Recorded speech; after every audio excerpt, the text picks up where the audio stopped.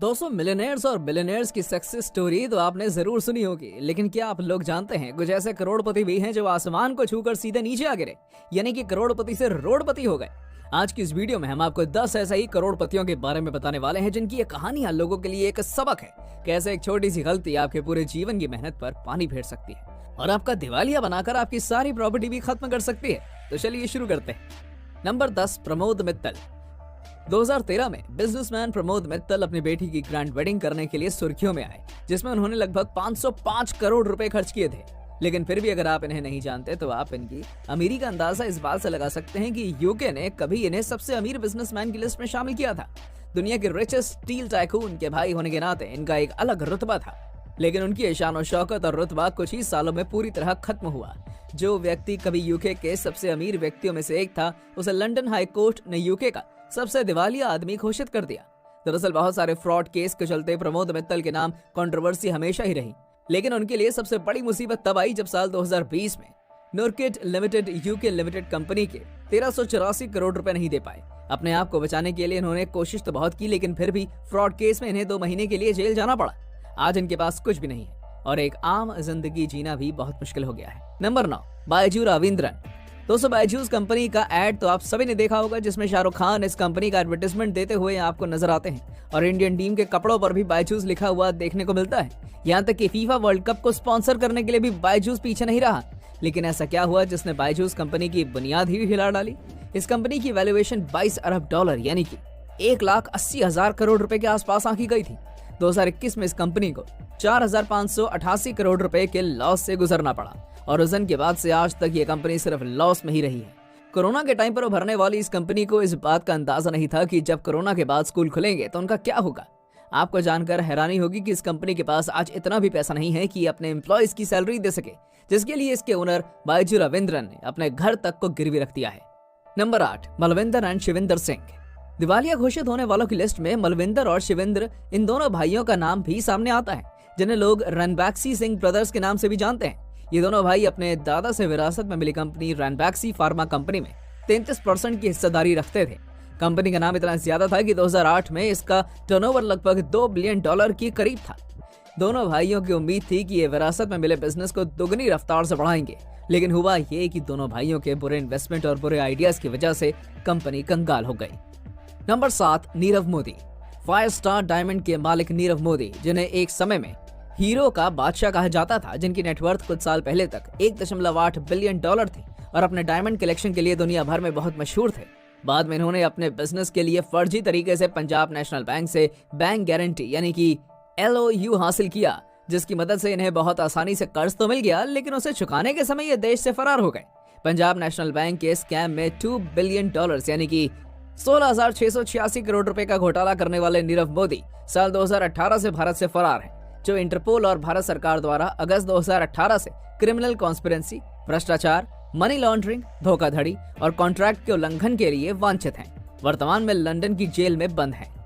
Number 6, VG Siddhartha.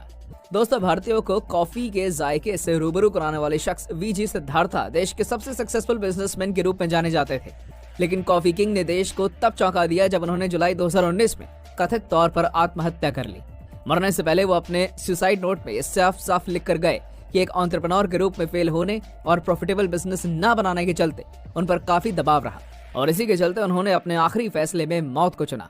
एक time पर cafe coffee day भारतीयों के दिलों पर राज करता था, लेकिन इसकी बर्बादी का सफर तब शुरू हुआ जब वीजी सिद्धार्था कंपनी के CEO के तौर पर कंपनी के लिए एक बेहतर मॉडल नहीं बना पाए। ऐसे में हर साल कंपनी कर्ज लेते लेते डूब गई और टैक्स अथॉरिटीज द्वारा हैरेसमेंट और उनके प्रेशर में आकर उन्होंने अपनी जान ले ली। नंबर 5, मेहुल चौकसी। पंजाब नेशनल बैंक में 14,000 करोड़ रुपए का घोटाला करने वाले मेहुल चौकसी गीतांजलि ग्रुप के मालिक हैं, जिसकी भारत में 4,000 स्टोर वाली रिटेल ज्वेलरी कंपनी है और साल 2018 तक मेहुल चौकसी की नेटवर्थ लगभग 1,142 करोड़ रुपए थी। साल 2022 तक उनकी नेटवर्थ घटकर केवल 23 करोड़ रुपए रह गई थी और आज इनको एक क्रिमिनल से ज्यादा कुछ भी नहीं माना जाता। मेहुल चौकसी अपने भतीजे नीरव मोदी के साथ पंजाब नेशनल बैंक से धोखाधड़ी करने के बाद देश छोड़कर भाग गए। भगोड़ा बिजनेसमैन अब आइलैंड नेशन एंटीगुआ और बरबुडा में रह रहा है। नंबर 4, रामलिंगा राजू। 290 के दशक में बैंक जब IT उद्योग देश में फलना फूलना शुरू कर रहा था, सत्यम कंप्यूटर्स एक बेहद सक्सेसफुल आईटी फर्म हुआ करती थी जो अंततः 2015 में ढह गई और बंद हो गई। रामलिंगा राजू ने 1987 में अपनी सत्यम कंप्यूटर कंपनी की शुरुआत की थी और फिर तरक्की की ऐसी राह पकड़ी कि 2008 तक उनकी कंपनी का टर्नओवर $2 बिलियन तक पहुंच चुका था। ये भारत की चौथी आईटी सॉफ्टवेयर कंपनी के रूप में जानी जाती थी, लेकिन उनकी कंपनी का पतन तब शुरू हुआ जब इन्होंने रियल एस्टेट में पैसा लगाने के लिए कई सालों तक अपनी कंपनी के प्रॉफिट और रेवेन्यू के आंकड़ों को बड़ा चढ़ाकर दिखाया और उन्होंने अपने इन्वेस्टर्स और शेयर होल्डर्स को काफी समय तक धोखे में रखा।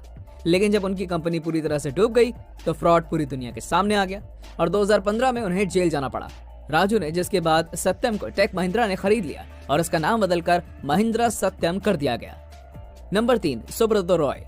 दोस्तों, जब घोटालों की बात आती है तो सहारा इंडिया भारतीय आबादी के ज्ञात सबसे बड़े घोटालों में से एक है। सहारा घोटाला, जिसे सहारा चिटफंड घोटाला भी कहा जाता है, भारत के सबसे बड़े कॉर्पोरेट घोटालों में से एक है। 2000 रुपए से शुरू कर 20,000 करोड़ रुपए की सहारा कंपनी खड़ी करने वाले सुब्रतो रॉय एक समय भारत के सबसे अमीर शख्स हुआ करते थे, लेकिन वो आज करोड़पति से सीधा रोडपति बन चुके हैं। सुब्रतो रॉय के सहारा ग्रुप पर निवेशकों के करोड़ों रुपए हड़पने का आरोप है, जिसमें से निवेशकों के कुछ पैसे तो ये लौटा चुके हैं, लेकिन अभी भी 10,000 करोड़ रुपए बाकी हैं। सुब्रतो रॉय 10 साल पहले तक करोड़ों की संपत्ति के मालिक थे, लेकिन आज उनकी नेटवर्थ घटकर केवल 1.52 करोड़ रुपए रह गई है और उन्होंने अपने आप को पुलिस में सरेंडर भी कर दिया है। नंबर 2, अनिल अंबानी। दोस्तों, रिलायंस कम्युनिकेशन के चेयरमैन अनिल अंबानी एक समय भारत के सबसे अमीर आदमी थे। आपको जानकर हैरानी होगी कि एक समय अनिल की नेटवर्थ उनके भाई मुकेश अंबानी से कहीं ज्यादा थी। 2008 में फोर्ब्स द्वारा अनिल को दुनिया का छठा सबसे अमीर व्यक्ति नामांकित कर दिया गया था, जिसने उनकी संपत्ति $42 बिलियन यानी कि लगभग 35,000 करोड़ रुपए बताई थी। लेकिन कहते हैं ना, किस्मत को बदलते देर नहीं लगती। ऐसा ही इनके साथ हुआ जब 2010 के बाद उनकी बनाई गई सारी पॉलिसीज एक के बाद एक फेल होती चली गई। स्ट्रैटेजीज की कमी और रिलायंस जियो की सक्सेस ने उनकी टेलीकॉम कंपनी की धज्जियां उड़ा दी और इसी के साथ अनिल अंबानी भारी कर्ज के दलदल में फंसते चले गए, जिसकी वजह से साल 2020 में सबसे अमीर लोगों में गिने जाने वाले अनिल अंबानी ने ब्रिटेन की एक अदालत को बताया कि वो पूरी तरह बैंकरप्ट हो चुके हैं और उनकी नेटवर्थ जीरो हो चुकी है। नंबर 1, विजय माल्या। भगोड़े शराब कारोबारी विजय माल्या, जिन्हें अच्छे समय का राजा भी कहा जाता है, एक समय एक अमीर भारतीय व्यापारी थे। भारत के 17 बैंकों का 9,000 करोड़ रुपए लेकर भागने वाले विजय माल्या को तो आप बहुत अच्छे से जानते होंगे। माल्या ने कथित तौर पर दुनिया भर की लगभग 40 कंपनियों में 100% या पार्शियल शेयर हासिल करने के इन 9,000 करोड़ रुपए का इस्तेमाल किया है। हाल ही में कंसोर्टियम ने सुप्रीम कोर्ट को बताया कि माल्या से करीब 3600 करोड़ रुपए की वसूली की जा चुकी है और 11,000 करोड़ रुपए की वसूली अभी भी बाकी है। फॉर्मर राज्यसभा एमपी और एक आईपीएल फ्रेंचाइजी के पूर्व मालिक माल्या ने नए क्षेत्रों में कदम रखा था, चाहे वो खेल हो, राजनीति हो या अब बंद हो चुकी किंगफिशर एयरलाइंस हो। माल्या, जो मार्च 2016 से यूनाइटेड किंगडम में रह रहे हैं, फाइनेंशियल फ्रॉड के आरोप में भारत में वापसी वांछित है। जनवरी 2019 में एक special anti money laundering act PMLA अदालत ने उसे भगोड़ा आर्थिक अपराधी घोषित किया था। यहाँ तक हमारे साथ बने रहने के लिए धन्यवाद दोस्तों। ऐसी और वीडियोस देखने के लिए हमारे चैनल को सब्सक्राइब और वीडियो को लाइक जरूर कर दें।